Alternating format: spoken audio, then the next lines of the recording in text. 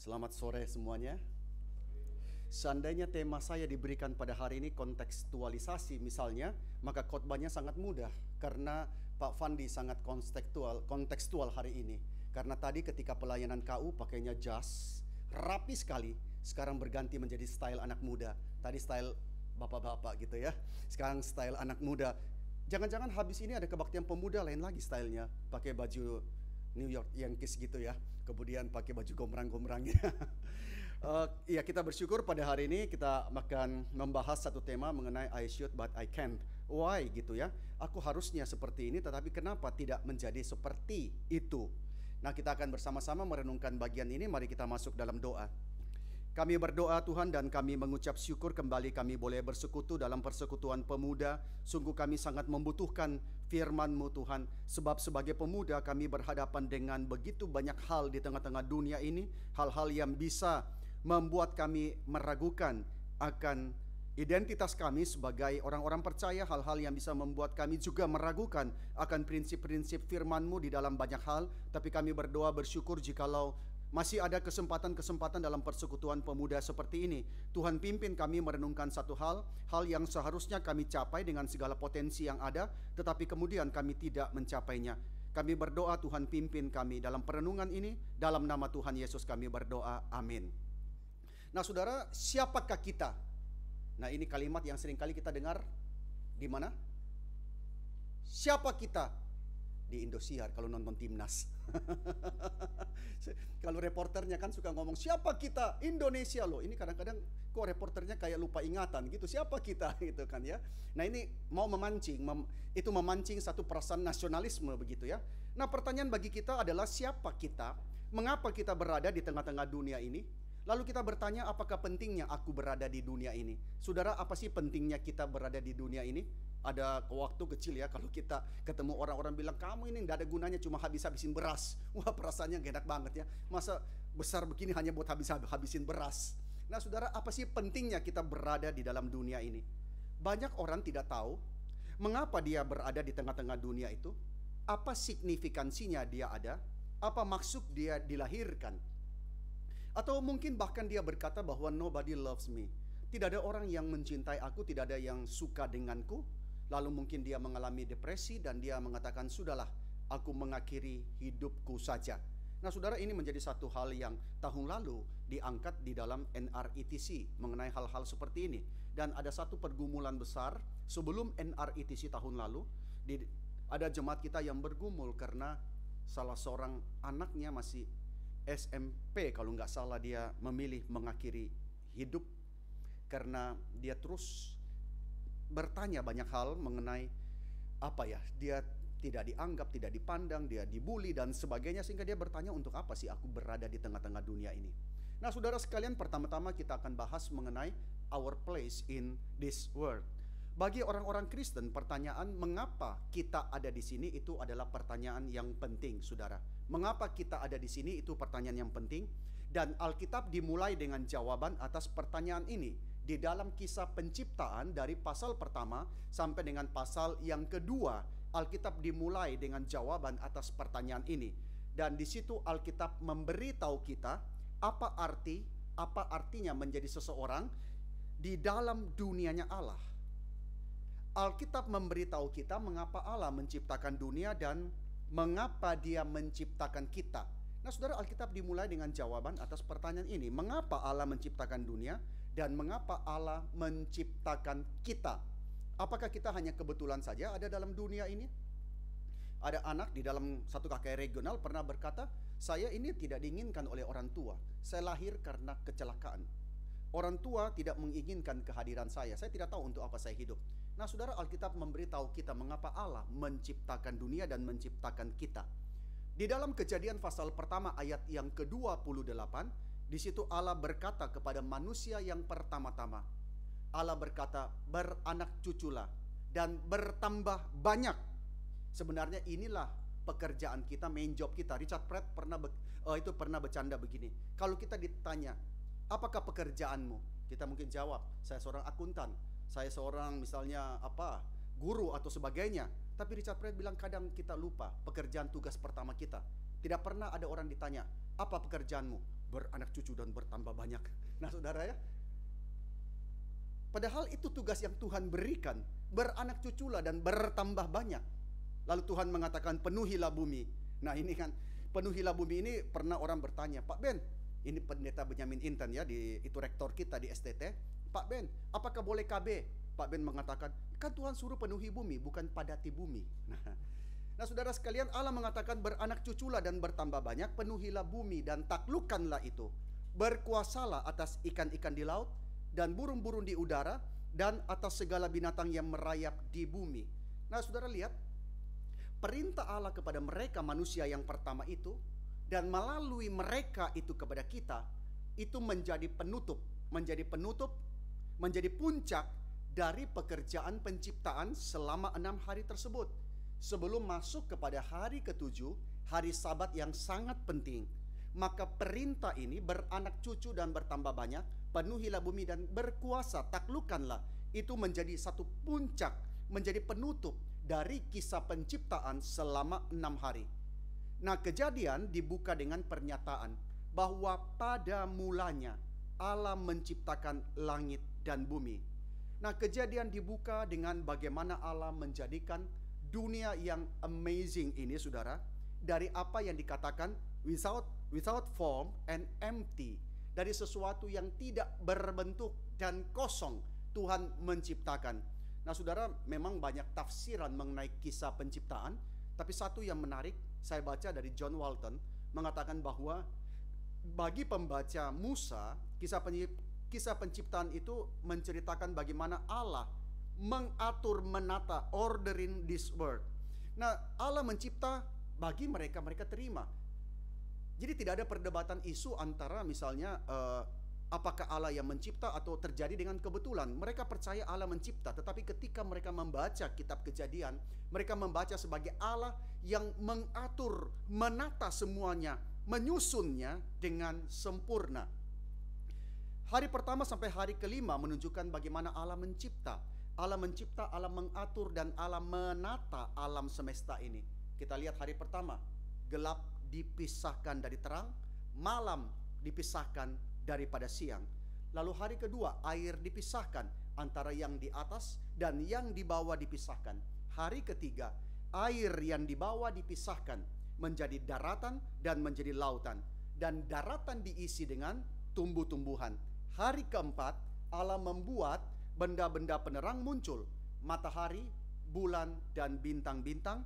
Hari kelima Allah mengisi langit, mengisi lautan dengan burung-burung dan dengan ikan-ikan.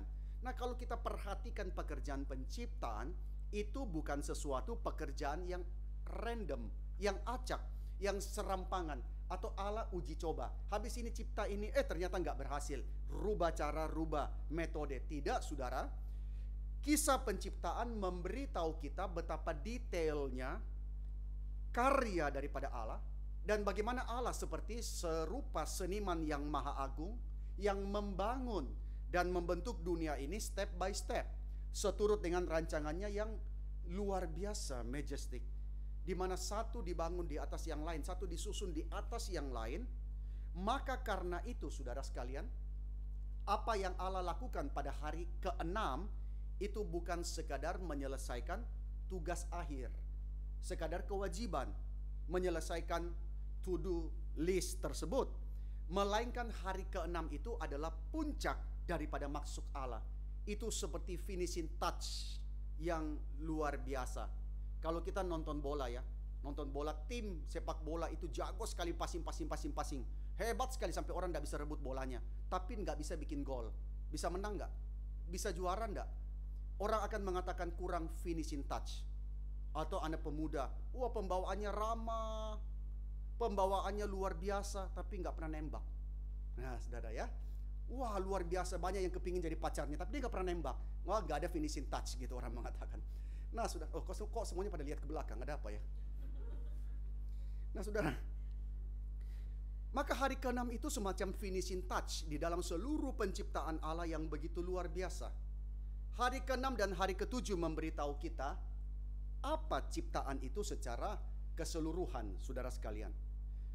Nah setelah Allah menciptakan manusia sebagai tindakan yang paling akhir di dalam kisah penciptaan, Allah kemudian memerintahkan mereka untuk beranak cucu. Allah memerintahkan mereka untuk berbuah, fruitful. Maka hidup itu, kalau kita tidak menghasilkan sesuatu, rasanya ada yang hampa. Saudara, kalau orang menganggur terlalu lama, dia merasa hidupnya sia-sia. Apa ya yang mesti saya kerjakan? Maka hidup itu Tuhan ciptakan adalah hidup yang berbuah, beranak cucu, alias fruitful, dan hidup yang berkuasa atas seluruh ciptaan. Nah, setelah seluruh penciptaan itu dan manusia sudah diciptakan, maka hari ketujuh itu adalah hari Sabat. Di situ Allah rest. Nah, ini pengertiannya bukan Allah sekadar istirahat, tetapi hari ketujuh menandakan bahwa Allah berkuasa. Sebagai sang pencipta, dia duduk di atas tahtanya dan dia mengatur, mengkoordinir, menopang seluruh ciptaannya. Ini belum slide-nya ya, nanti. Allah mengatur segala sesuatunya. Maka hari ketujuh itu sangat penting, saudara. Kadang-kadang kita menganggap hari ketujuh itu tidak ada apa-apa. Tuhan hanya beristirahat. Tapi hari ketujuh itu sangat penting. Karena mulai hari ketujuh, hari ke-8, 9, 10, 11 sampai kepada hari ini menyatakan Tuhan berkuasa, Tuhan berdaulat, Tuhan menopang seluruh ciptaannya itu. Nah, perhatikan, perintah Allah itu dihadirkan sebagai klimaks daripada kisah penciptaan yang sekali diberikan maka genaplah penciptaan itu. Genaplah penciptaan daripada dunia ini. Setelah laki-laki dan perempuan diberitahu apa yang Allah mau mereka lakukan, maka pekerjaan Allah pada saat itu tuntas sudah. Sekali Allah beritahu apa yang Allah mau. Jadi waktu Allah cipta, Allah kasih tahu apa yang Allah mau. Dan kemudian setelah itu Allah menyatakan semuanya baik adanya, sangat amat baik. Dan setelah itu baru Allah rest, Sabat. Nah, di dalam Kejadian pasal 2 ayat pertama sampai ayat kedua, nah inilah kita lihat pada slide-nya. Demikianlah diselesaikan langit dan bumi dan segala isinya. Ketika Allah pada hari ketujuh telah menyelesaikan pekerjaan yang dibuatnya itu, berhentilah dia pada hari ketujuh dari segala pekerjaan yang telah dibuatnya itu. Maka penciptaan manusia di hari ke-6 itu bukan saja secara urutan itu penting, tetapi juga cara Allah menciptakan manusia itu penting. Urutannya penting nggak? Penting, karena Allah seperti seorang orang tua yang sudah mempersiapkan segala sesuatunya, lalu menaruh anaknya di situ. Maka Allah sudah menciptakan, menaruh manusia terakhir. Maka urutan itu penting, tetapi caranya juga penting. Perhatikan, di dalam 5 hari pertama penciptaan, apa yang terjadi? Allah berfirman, jadilah. Lalu apa yang terjadi? Jadi kan? Nah, saudara sekalian ya, nah ini kadang-kadang kita hamba Tuhan maunya punya kuasa begini. Hai kau pemuda dan pemudi, jadilah. Nggak jadi-jadi, saudara. Andaikan kita punya kuasa seperti itu, gereja sudah beranak cucu, bertambah banyak, lalu penuhi seluruh gereja. Wah, itu indah sekali ya, tapi kita tidak punya kuasa seperti itu. Nah, di hari pertama sampai hari ke-5 Allah berfirman, jadilah, lalu jadi. Tapi hari ke-6 itu beda. Hari ke-6 beda. Untuk pertama kalinya kita diberitahu bukan hanya apa yang Allah kerjakan, tapi mengapa Allah mengerjakan itu. Nah, ini untuk pertama kalinya ya, kita diberitahu apa yang Allah kerjakan, tetapi juga mengapa dia mengerjakan itu. Nah, pertama-tama kita diberitahu bahwa Allah merencanakan penciptaan umat manusia. Allah merencanakan. Dicatat di dalam Kejadian pasal pertama ayat 26. Di situ dicatat demikian. Berfirmanlah Allah. Ini Allah merencanakan ya. Allah berfirman, baiklah kita menjadikan manusia menurut gambar dan rupa kita, supaya mereka berkuasa atas ikan-ikan di laut dan burung-burung di udara, dan atas ternak, dan atas seluruh bumi, dan atas segala binatang binatang melata yang merayap di bumi. Allah merencanakan. Dan kemudian dia betul-betul melaksanakan apa yang direncanakan itu. Di dalam ayat ke-27. Maka Allah menciptakan manusia. Jadi Allah sudah rencanakan, sekarang Allah menciptakan manusia itu menurut gambarnya. Menurut gambar Allah diciptakannya mereka. Laki-laki dan perempuan diciptakannya mereka. Maka rencana itu adalah untuk menciptakan manusia yang apa? Seturut dengan gambar Allah dan manusia yang berkuasa. Jadi rencana Allah ialah manusia yang diciptakan seturut dengan gambar Allah dan manusia yang berkuasa atas bumi ini. Maka demikianlah tindakan, perhatikan, menguasai adalah bagian fundamental dari ciptaan, tindakan penciptaan Allah itu sendiri. Kata menguasai, perhatikan.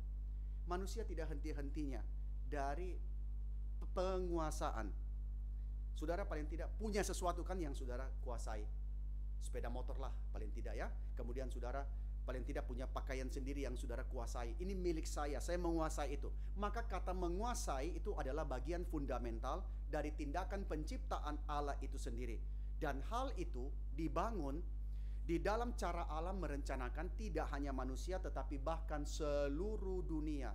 Kita tidak habis-habisnya akan bicara soal kekuasaan. Setelah Pilpres di Indonesia selesai, sekarang kita masuk kepada Pilpres di Amerika. Tidak henti-hentinya kita akan beralih dari satu kekuasaan kepada kekuasaan yang lain.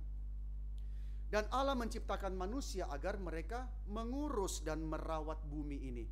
Sebagai wakil Allah, maka kita diciptakan untuk melayani tujuan itu, untuk mengurus dan merawat bumi ini, dan itu tertanam di dalam keberadaan kita. Kita adalah makhluk yang diciptakan dengan tujuan yang berkait dengan ciptaan Allah yang lainnya. Maka saudara sekalian, itulah yang membuat hidup kita berarti.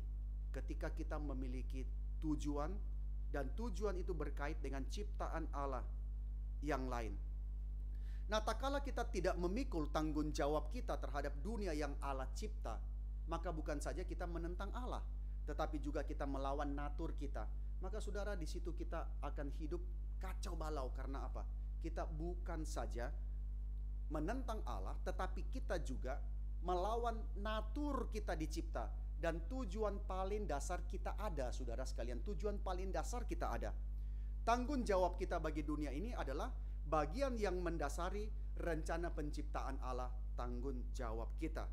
Nah, sekarang kita bahas ya tentang manusia sebagai gambar dan manusia sebagai rupa daripada Sang Pencipta, image of God.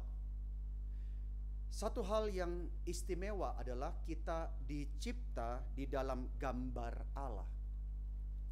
Menjadi gambar Allah adalah menjadi seperti Allah di dalam beberapa hal.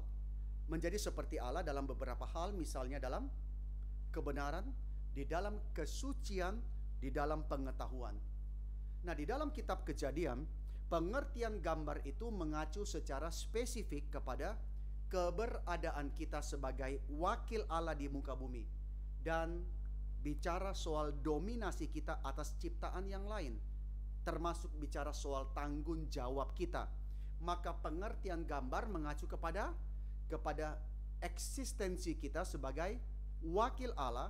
Demikian juga bicara soal dominasi kita atas ciptaan yang lain, termasuk pula tanggung jawab kita. Saya sering berjalan pagi dengan jemaat, lalu banyak orang bawa anjing. Anjing itu taat kepada tuannya, dan tuannya menunjukkan dominasinya kepada anjing itu. Tetapi juga tuannya bertanggung jawab kepada anjing itu. Nah, saudara sekalian, di sini kita melihat bahwa manusia hidup dengan dominasi terhadap ciptaan yang lain, tetapi juga Tuhan berikan tanggung jawab. Nah, di dalam Kejadian pasal pertama ayat 26, di situ tercatat, berfirmanlah Allah, baiklah kita menjadikan manusia menurut gambar dan rupa kita, supaya, ada supayanya, supaya mereka berkuasa. Marilah kita menjadikan manusia menurut gambar dan rupa kita, supaya mereka ganteng-ganteng dan cantik-cantik. Tidak, tetapi supaya mereka berkuasa. Nah, ini tema yang sama yang kita temukan di dalam Mazmur ke-8. Mazmur ke-8 ayat 6-7, di situ pemazmur mengatakan, Engkau telah membuatnya hampir sama seperti Allah, dan telah memahkotainya dengan kemuliaan dan hormat. Engkau membuat dia berkuasa. Berkuasa atas buatan tanganmu. Segala-galanya telah kau letakkan di bawah kakinya. Maka dominasi kita terhadap bumi ini adalah salah satu hal di mana kita menjadi serupa dengan Allah. Ketika kita mengikuti maksud Allah di dalam menciptakan dunia ini, dan kita menjalankan tugas sebagai steward, penata laksana, tugas penata laksanaan di dunia ini atas semua ciptaan, maka di dalam hal itulah kita mewujudkan apa yang disebut sebagai image of God. Nah, kita ini, Pendeta Stephen Tong memperkenalkan kita kepada istilah stewardship. Itu saya masih ingat sekitar 20 tahun lebih yang lalu di Jakarta, Pendeta Stephen Tong pernah mengadakan seminar Speak. Lalu di situ terbuka mata kita bahwa oh ternyata itulah prinsip hidup seorang Kristen. Bagaimana mereka menjadi pengelola atas apa yang Tuhan percayakan kepada mereka. Maka kita hidup mengelola apa yang Tuhan kasih. Kita bukan pemilik akhir. Nah, ada yang mengatakan belajarlah dari tukang parkir. Walaupun mobilnya banyak, tetapi tidak pernah merasa memiliki, sangat rendah hati. Begitu ya. Tapi sebenarnya pikir-pikir hidup kita mirip seperti itu. Kita tidak pernah sungguh-sungguh memiliki, tetapi kita hanya menjalankan tugas sebagai seorang penata laksana, steward. Kita dipanggil untuk menjadi gambar Allah melalui apa? Melalui tindakan-tindakan kita di dalam berkuasa, di dalam mengatur, di dalam merawat akan ciptaan Allah tersebut. Nah, ini menjadi satu bagian yang sangat penting untuk kita bisa memahami tujuan kita. Dan ini ditegaskan di dalam Alkitab. Dan Alkitab tidak pernah membatalkan, saudara ingat ya. Tuhan menciptakan kita seturut dengan gambar Allah supaya kita boleh berkuasa. Dan hal itu ditegaskan di dalam Alkitab, dan Alkitab tidak pernah membatalkan.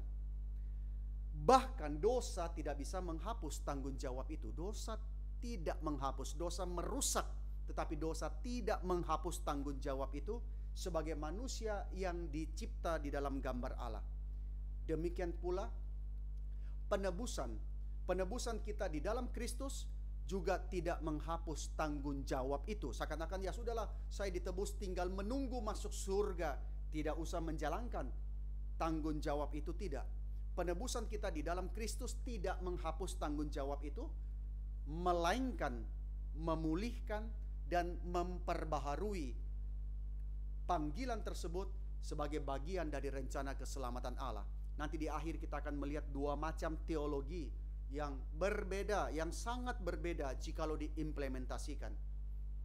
Nah, di dalam hal dicipta seturut dengan gambar Allah, kita harus sadar panggilan kita adalah sebagai seorang penata laksana atau steward atas ciptaan Allah.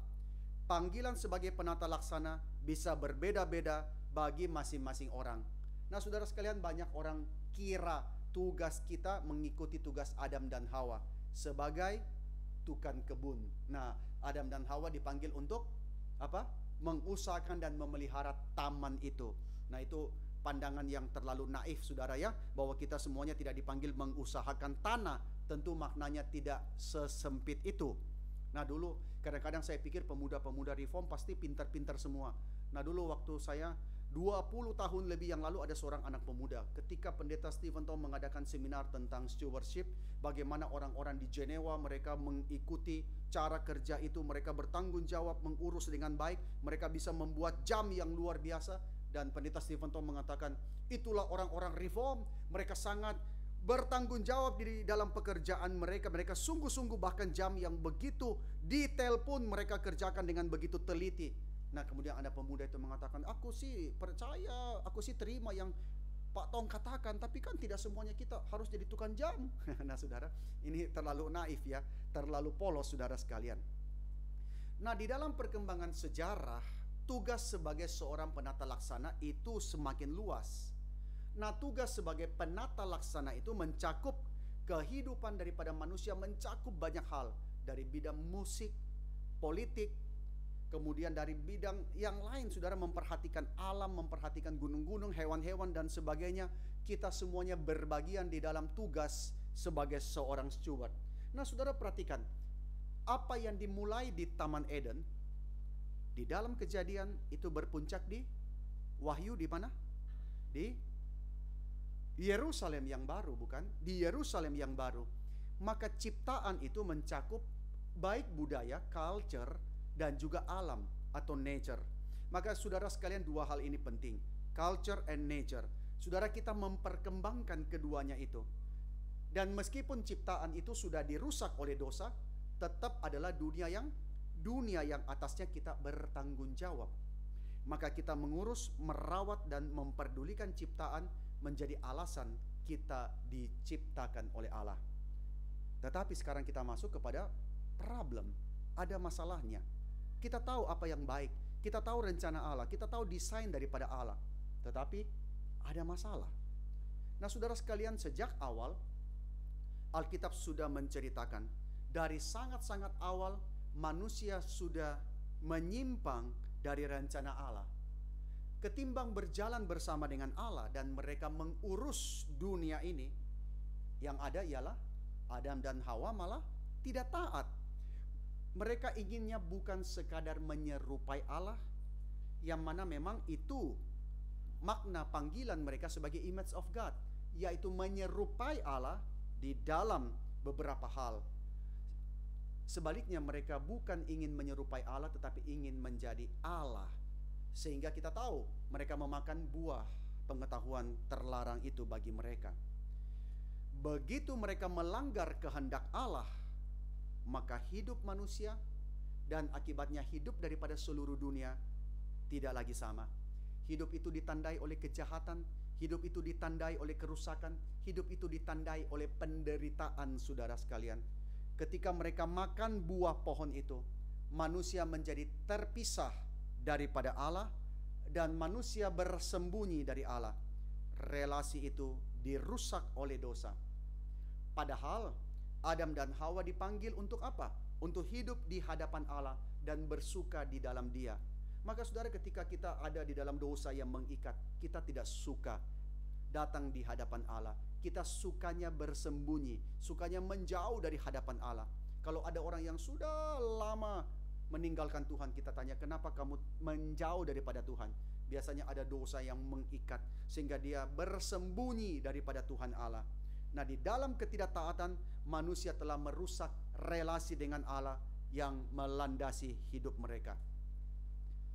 Maka sebagai satu konsekuensi yang tidak terhindarkan, maka setiap bentuk relasi yang lain di dalam dunia ini juga terputus dan rusak. Oleh dosa manusia terputus selain daripada Allah, mereka terputus relasi dengan Allah, terputus relasi dengan diri mereka sendiri, terputus relasi satu sama lain, terputus relasi dengan alam ini, dan terputus relasi dengan generasi-generasi yang berikutnya. Maka manusia mengalami keterputusan relasi, saudara. Setelah jatuh dalam dosa, apa yang terjadi? Adam dan Hawa menjadi begitu malu dengan ketelanjangan mereka, dan mereka mencoba menutupi ketelanjangan mereka.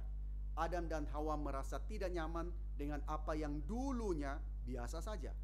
Nah, ketidaksadaran mereka sebelumnya bahwa itu memalukan, sekarang setelah mereka jatuh dalam dosa diganti dengan apa? Diganti dengan ketakutan dan pergumulan untuk mereka sembunyi dari Allah. Dan bukan saja sembunyi dari Allah, mereka sembunyi dari satu sama yang lain, dan bahkan mereka juga bersembunyi, berhadapan dengan diri mereka sendiri. Jadi saudara ya, ketika mereka tahu mereka jatuh dalam dosa, mereka malu, tahu ketelanjangan mereka. Sekarang mereka sembunyi dari Allah, sembunyi daripada satu dengan yang lain, sembunyi dari bahkan diri mereka sendiri. Mereka tidak berani berhadapan. Nah, di dalam ayat ke-7 dicatat, maka terbukalah mata mereka berdua, dan mereka tahu mereka telanjang. Mereka tidak merasa nyaman dengan ketelanjangan itu. Maka mereka menyemat daun pohon ara dan mereka membuat cawat. Nah, saudara, kita sampai saat ini seringkali merasa tidak nyaman dengan diri sendiri, bukan? Merasa malu dengan diri sendiri. Kadang-kadang ya kita dengar rekaman suara kita, ya bagus nggak? Dengar suara rekaman sendiri. Hari Minggu jadi singer, kita rekam suara kita, ih kok jelek ya? Semua orang merasa hal yang sama. Ada di sini yang rekam suara sendiri lalu merasa luar biasa bagusnya. Jarang ya? Atau kita lihat foto kita sendiri. Kadang kalau foto ya kita bilang ulang-ulang dah, ulang-ulang. Oh kenapa? Karena saya jelek loh. Jadi tunggu sampai bagus, lihat lagi. Enggak pas, ulang lagi deh. Loh, sampai berkali-kali loh. Kita yang foto aja lihat bagus kok. Enggak bagus. Kita merasa tidak nyaman dengan diri kita sendiri. Kita lihat foto kita, kok begitu ya, kok gendut sih, kok apa sih, kok segala macam. Kita merasa tidak nyaman. Lalu kita merasa juga ya banyak hal yang kita merasa tidak nyaman. Sampai hari ini Kita masih bersembunyi dari Allah dan bersembunyi dari satu sama yang lain, bukan?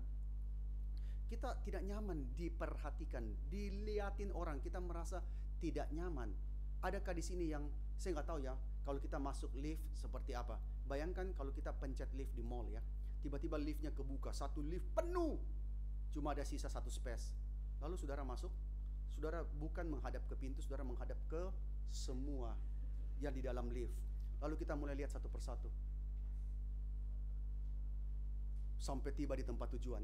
Pernah ada yang begitu? Enggak ya? Kalau kita masuk lift, kaget lihat banyak, kita menyamping, mulai pencet-pencet tombol gitu ya. Malu rasanya dilihat orang begitu. Nah, kita masuk lift biasanya cari tempat paling pojok. Kita merasa tidak nyaman dilihat orang, meskipun ada juga orang yang mungkin, tapi langka saudara ya. Kita merasa tidak nyaman berhadapan dengan orang lain. Nah, akibat daripada dosa mereka, hubungan Adam dan Hawa itu menjadi rusak. Tidak hanya secara personal, tetapi juga di dalam skala yang lebih luas. Perhatikan bahwa relasi pria dan wanita, relasi laki-laki dan perempuan itu juga terdampak, saudara. Sebelumnya, saudara perhatikan, manusia diberikan otoritas atas binatang. Di dalam hal apa? Nah, perhatikan, ada sebuah otoritas yang diwujudkan di dalam kuasa Adam menamai binatang. Adam menamai daripada binatang itu. Tetapi ketika manusia jatuh dalam dosa, sekarang laki-laki melampaui kuasa itu dan mencoba untuk menguasai bukan hanya binatang. Manusia mencoba rule over perempuan di dalam cara dia diminta berkuasa atas binatang. Kuasa itu diberikan Allah untuk manusia berkuasa rule over atas binatang. Tetapi setelah manusia jatuh dalam dosa, maka kuasa itu kemudian dipakai untuk menguasai bukan lagi binatang, tetapi pasangan yang diberikan oleh Tuhan. Maka itulah seringkali terjadi yang namanya KDRT, karena kuasa itu dipakai secara sewenang-wenang. Kuasa yang harusnya hanya diterapkan kepada ciptaan, tetapi akhirnya karena seluruh relasi itu rusak, manusia menerapkan itu kepada pasangannya itu. Nah, di sini kita melihat laki-laki dan perempuan menjadi berjarak dan terpisah. Dan dosa yang harusnya manusia memiliki potensi yang Tuhan berikan begitu besar, tetapi dosa itu kemudian mengalir sampai jauh. Seperti iklan pipa, saudara sekalian, mengalir sampai jauh. Kenapa dosa itu bisa begitu hebat? Kenapa ya dampak dosa itu bisa begitu hebat? Saudara pernah bertanya nggak? Kenapa ya Adam dan Hawa makan buah itu, tapi dampaknya itu bisa begitu hebat? Harusnya bersifat lokal aja dong. Paling makan, kalau kita salah makan apa akibatnya? Paling sakit perut. Biasa aja kan ya? Tapi kenapa mereka salah makan dampaknya begitu besar? Pernah nggak kita pikir kenapa dosa mereka dampaknya bisa begitu hebat?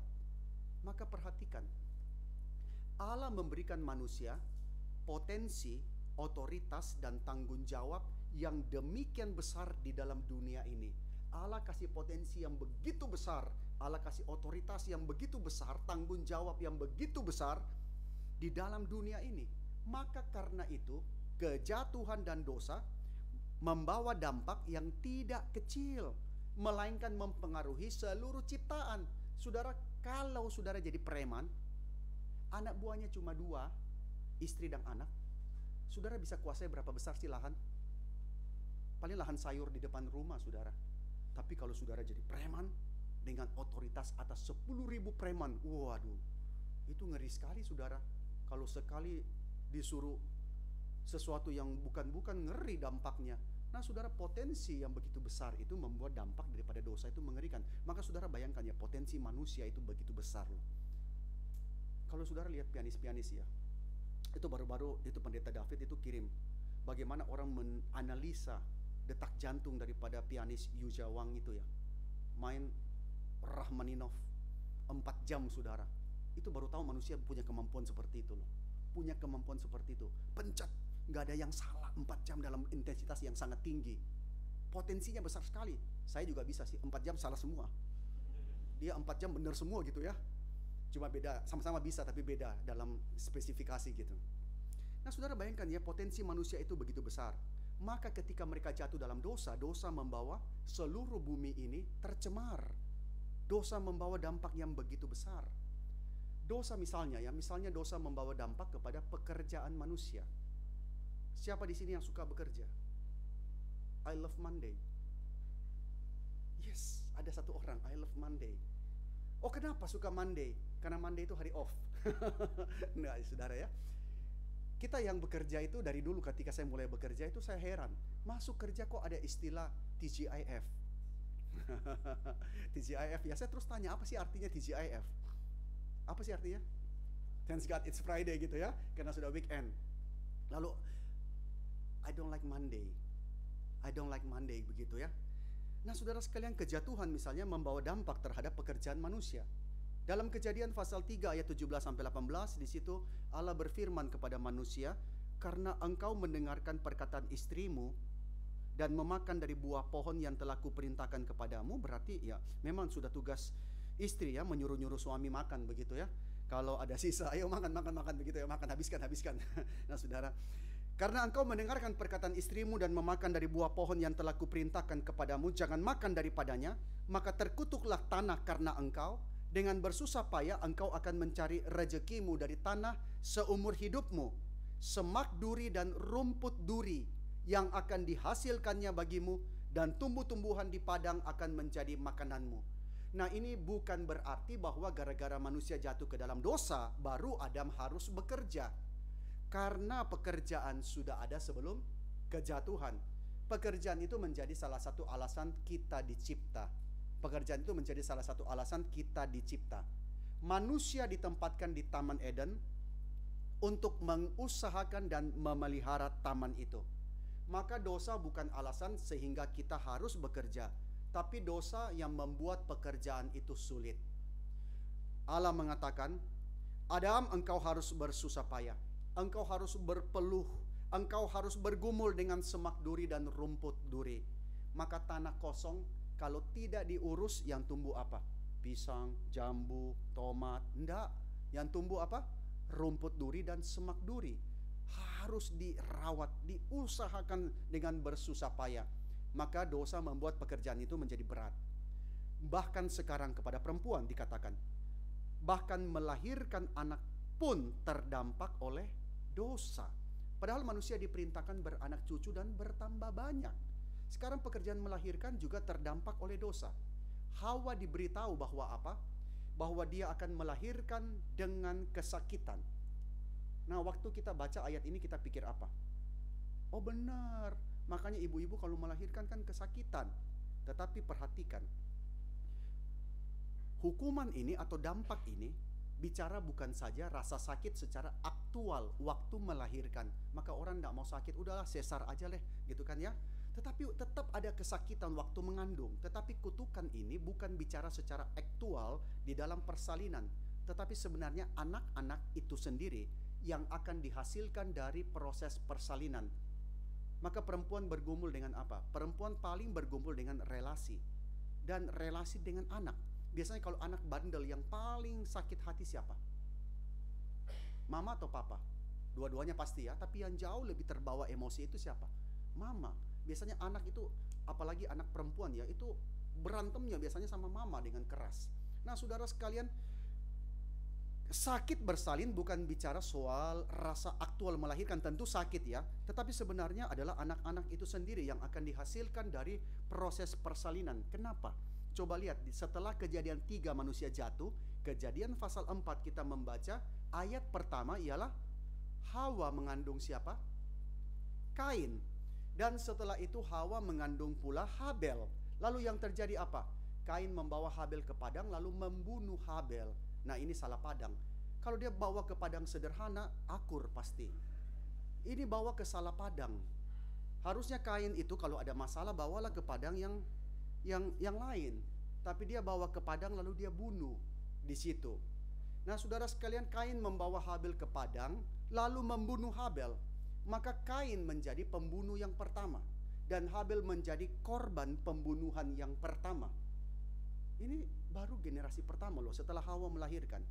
Maka dari 2 orang anak Hawa, orang-orang pertama yang dilahirkan, satu jadi pembunuh, satu jadi korban pembunuhan. Nah, saudara bayangkan ya, jadi orang tua ya, kesusahan lebih besar apalagi yang bisa ditimpakan kepada orang tua. Kalau saudara lihat anak akur seneng ya, kalau lihat anak terus berantem, pulang ke rumah berkelahi, wah saudara rasa kok tidak enak ya. Sampai anak tua ribut terus, tidak ada sejahtera, tidak ada tentram. Jadi orang tua penuh dengan kesulitan. Makanya seringkali orang tua kalau sudah mau meninggal ditanya pesan-pesannya apa, akur-akur ya, akur-akur ya. Jadi orang tua lihat anak berantem saja begitu sulit menanggung, hatinya begitu susah. Tetapi saudara bayangkan, orang tua pertama kita, Adam dan Hawa, begitu lahir anak-anak, satu menjadi pembunuh dan satu menjadi korban pembunuhan. Wah, ini satu hal yang sulit sekali ya. Anak nakal juga susah ya. Tapi anak nakal ya gimana ya, yang penting keluarga masih akur gitu ya, anak nakal begitu ya. Saya baca buku autobiografi Pandana Baban ya, salah seorang anggota dewan dulu dari PDIP. Itu bersaudara laki-laki. Laki-laki banyak, nakal semua saudara sekalian, nakal semua. Sampai dia tulis, kalau dulu kami tidak pulang berapa hari, papanya cuma bilang, kalau kalian tidak pulang, cuma 2 tempat yang papa kunjungi cari. 1 kantor polisi, 2 rumah mayat. Saking nakalnya saudara sekalian. Nah bayangkan, itu kan orang tua sakit ya. Tapi kalau anak saling berantem, itu sangat susah. Rasa sakit dari melahirkan, walaupun sakit, itu masih kasih benih pengharapan ya. Orang melahirkan anak sakit, tetapi habis melahirkan hilang sakitnya. Dan ada harapan, anak itu bisa jadi orang yang berguna, anak itu bisa jadi orang yang besar, anak itu bisa berhasil dalam hidupnya. Ada harapan saudara sekalian. Tapi kehancuran oleh karena anak-anak, baik kesusahan secara fisik ataupun moral, itu membawa keputusasaan. Banyak orang tua kita kunjungi ya, pendiam. Kenapa? Tidak bisa ngomong lagi. Anak sudah terlalu rusak, anak sudah terlalu nakal. Maka seringkali mereka tidak bisa ngomong. Ada keputusasaan. Maka saudara sekalian, sebagai akibat dari kutukan itu, melahirkan anak ke dunia itu tidak lagi menjadi sumber kegembiraan, sumber harapan yang murni. Betul anak lahir senang ya, tapi orang tua mulai cemas. Bagaimana setelah dia besar? Bagaimana nanti? Nah saudara sekalian, dan juga melahirkan anak tidak lagi menjadi harapan yang tidak terkira akan relasi yang hangat, akan kesenangan dan juga pencapaian di masa depan.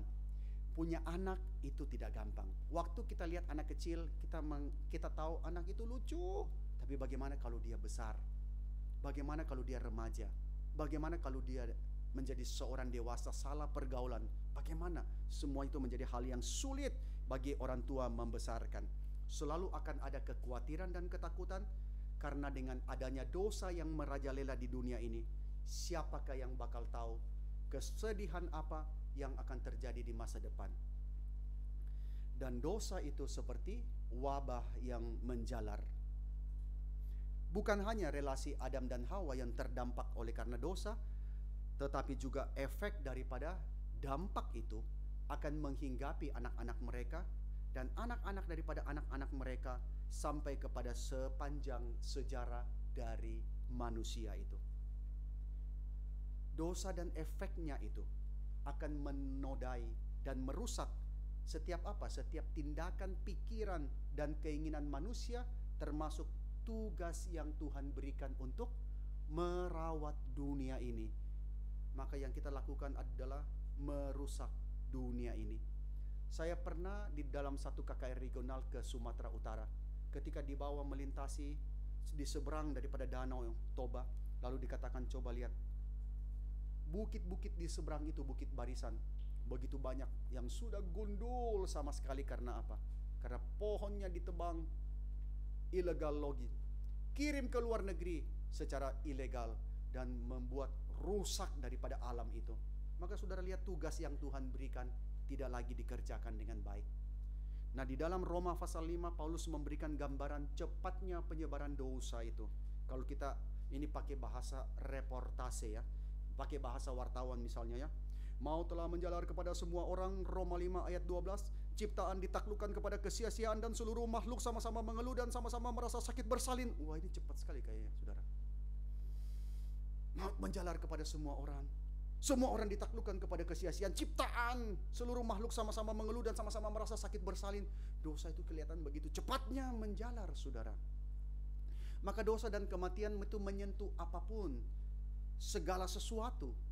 Seperti tangan dari Raja Midas, sentuh apapun jadi emas, tetapi ini menyentuh apapun menjadi rusak. Tidak ada yang kebal dan tidak ada yang bisa bebas daripada dampak dosa itu. Penyebaran dampak dosa itu begitu luar biasa cepat dan masif. Kalau istilahnya TSM ya, terstruktur, sistematis, dan masif. Ini orang kalau bilang kecurangan pemilu ya. Tetapi dampak dosa itu begitu cepat dan masifnya, dan itu juga menunjukkan apa? Menunjukkan efek yang sangat kuat dari apa? Dari tanggung jawab dan kuasa yang diberikan Tuhan kepada manusia. Karena kuasa itu begitu besar, kerusakannya juga begitu besar. Dan seandainya ya saudara, yang rusak itu tidak memiliki potensi dan kuasa sebesar itu, tidak terlalu masalah. Nah, kita lihat kalau penguasa yang korup, kalau penguasanya korup, presidennya korup, itu akan rusak, korup sampai kepada masyarakat, warga yang paling bawah itu akan terkena dampaknya. Kalau presiden rusak ya, kalau misalnya yang rusak itu hanya level camat, rusaknya hanya bagian itu saja. Tapi kalau yang rusak itu kepalanya, semua rusak sampai kepada rakyat yang terkecil. Kalau pimpinan perusahaan itu rusak, maka rusaknya akan berdampak sampai kepada customer yang paling terakhir. Sekarang orang banyak ribut apa yang terjadi dengan pesawat Boeing kan. Pesawat Boeing itu banyak kasus sekarang belakangan. Kenapa? Karena kerusakan demi mendapatkan penjualan yang besar, maka banyak hal yang dikompromikan secara teknis, secara keamanan pesawat, banyak hal yang kemudian dikompromikan sehingga pesawat itu banyak masalah, saudara. Nah, akhirnya kita melihat ya, ketika induknya, dampak daripada perusahaan itu ya, ketika perusahaan itu kita katakan korup ya, maka itu akan menjalar sampai kepada customer yang paling terakhir, saudara.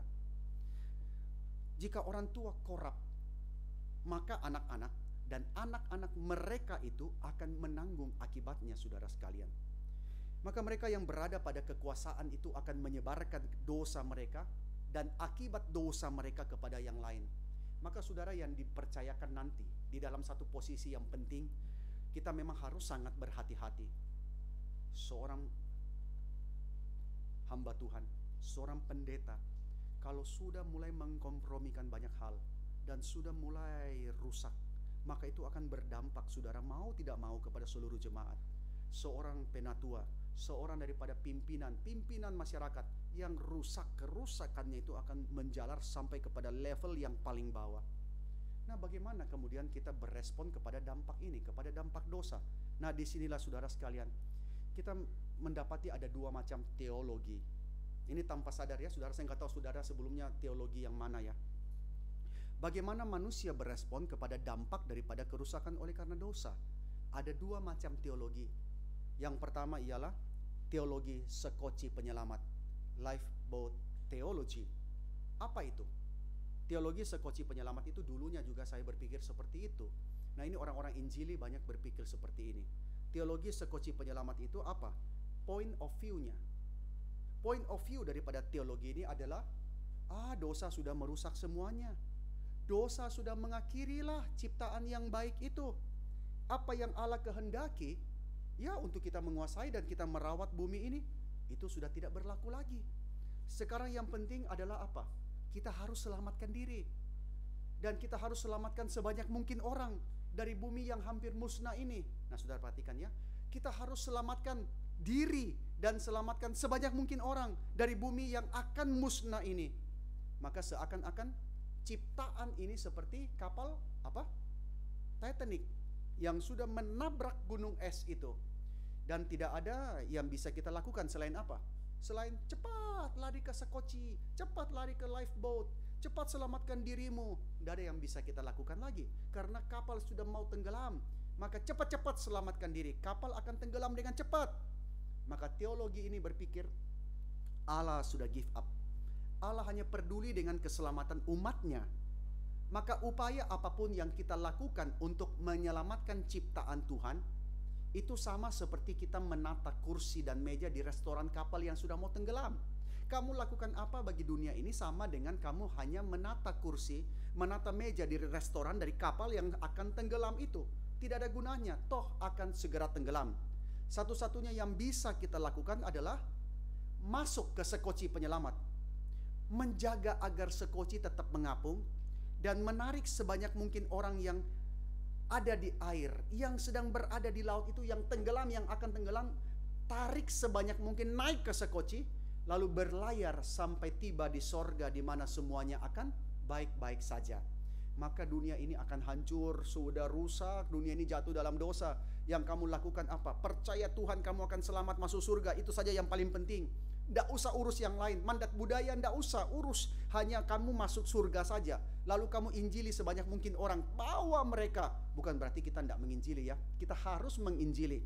Tetapi konsepnya bukan lifeboat theology. Bagaimana sebanyak mungkin orang dibawa, naik ke dalam sekoci penyelamat, cepat-cepat pergi, tinggalkan sampai ke sorga. Nah, apakah itu panggilan kita sebagai orang Kristen? Ya jujur, banyak daripada kita berpikiran seperti itu, bukan? Tidak penting hidup di dunia ini. Dunia ini tidak ada kaitannya sama gereja. Hari Minggu memang ke gereja, tapi hari lain tidak ada kaitannya. Hari lain itu hanya terpisah daripada ini. Yang kita lakukan itu adalah bagaimana memastikan kita sampai ke sorga. Bagaimana kita menjamin keselamatan kita, itu yang penting. Nah, fokus daripada seorang Kristen yang sesungguhnya bukan lifeboat theology, tetapi yang kedua, teologi Bahtera, ark theology, saudara sekalian. Teologi Bahtera Nuh. Nah, saudara perhatikan, Bahtera Nuh bukan Titanic. Bahtera Nuh itu menyelamatkan bukan hanya manusia, tetapi perhatikan, Bahtera itu juga memelihara ciptaan Allah yang lain, bukan? Bukan hanya manusia. Bahtera itu adalah untuk menyelamatkan diri, bukan untuk menyelamatkan diri jauh-jauh dan tidak kembali, tetapi adalah untuk kembali ke daratan setelah air surut dan memulai kembali. Memulai kembali. Sekali air bah itu surut, maka semua orang, yaitu keluarga Nuh dan apapun yang ada di dalam Bahtera itu dimaksudkan Allah, mereka kembali lagi memulihkan bumi ini. Jadi mereka tidak melarikan diri lalu tidak kembali lagi, tidak. Tuhan memaksudkan mereka kembali lagi. Dan pada zaman Nuh, Allah mengirim air bah sebagai respon terhadap kejahatan dan kejatuhan dari manusia. Nah, setelah air bah pun Allah tetap punya tujuan yang sama. Tujuan yang sama bagi umat manusia. Setelah air bah, manusia diberikan permulaan yang baru, dan manusia akan menjalankan tugasnya sekali lagi. Allah menetapkan